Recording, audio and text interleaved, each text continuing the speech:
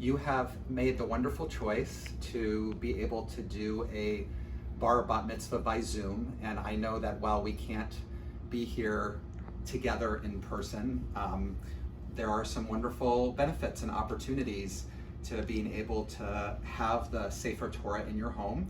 And so this is just a short video demonstration about how to handle the Torah so that when it's time for your service, you'll have a sense of how to do it. So what you'll want to do is have, wherever you're going to film yourself for the service, make sure that you have a table. It can be a coffee table or a dining room table, and this is primarily where you'll be for the service. You can be sitting around, and the Sefer Torah will be under a talit. It would be great if you had a prayer shawl that you could put under it. If you don't have an extra prayer shawl, you can just use something to cover the Torah. This is like the Torah being in its ark. So when it comes time to take out the Torah, like it's time to open the ark, it will really be a passing down of generations. So you'll take off the prayer shawl or the covering or the talit, and either a parent or grandparent will start by holding the Torah in their hand like this. It will be passed to the next person and to the next person until it's time for it to be passed to the bar and bat mitzvah. Usually, one of the parents, before they pass it directly to the bar bat mitzvah, will hold the Torah like this and stand and say some words to the bar bat mitzvah and then pass the Torah to them.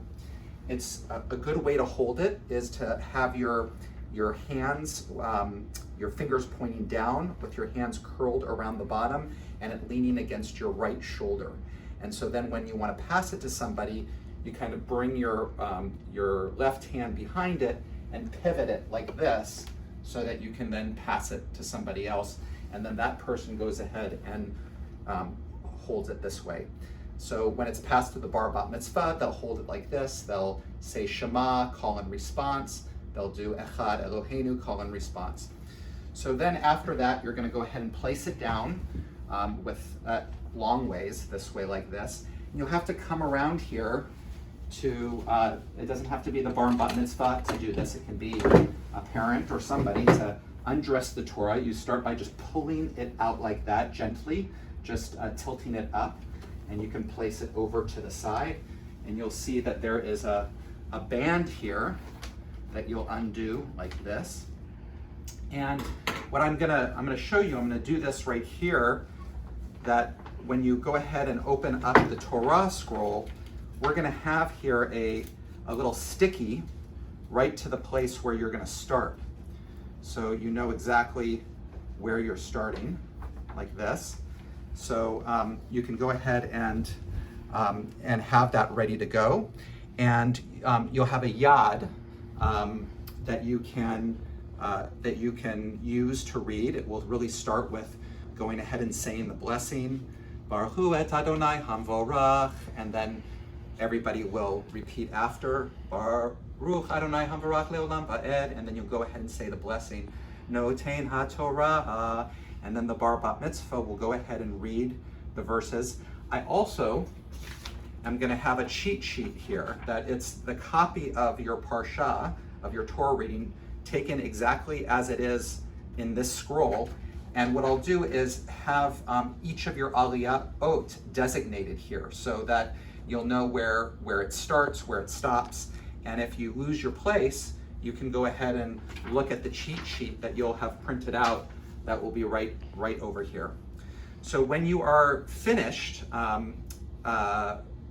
reading the portion, it will be time to do Hagba, which is lifting the Torah scroll. And this is where you're going to need somebody with some strong arms. Hopefully there's a parent that has some strong arms.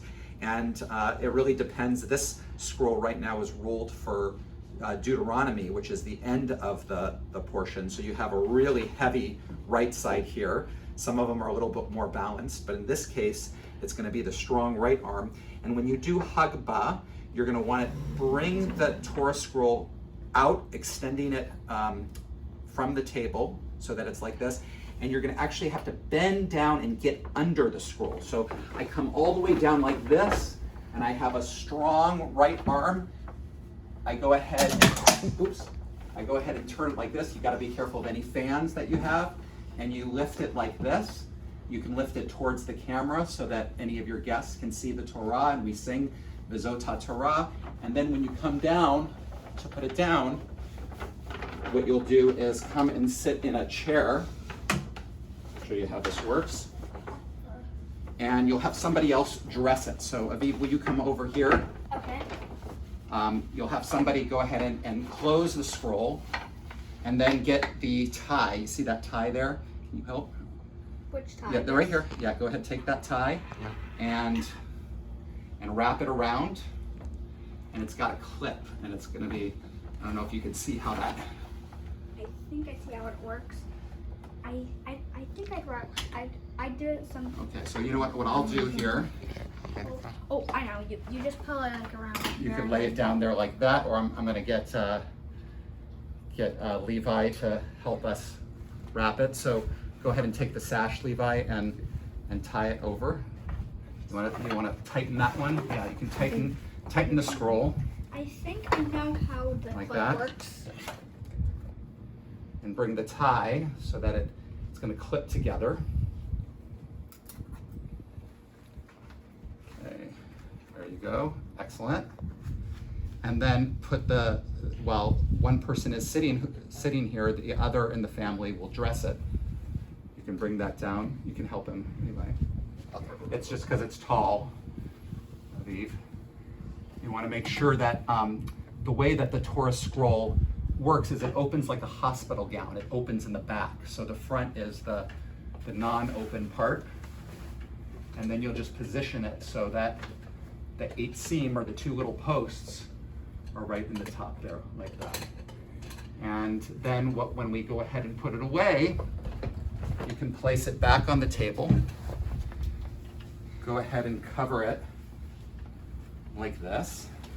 So it's like we're putting it in the ark, and we'll sing together Eitz Chaim Hi, it's a tree of life, and that will end the Torah service.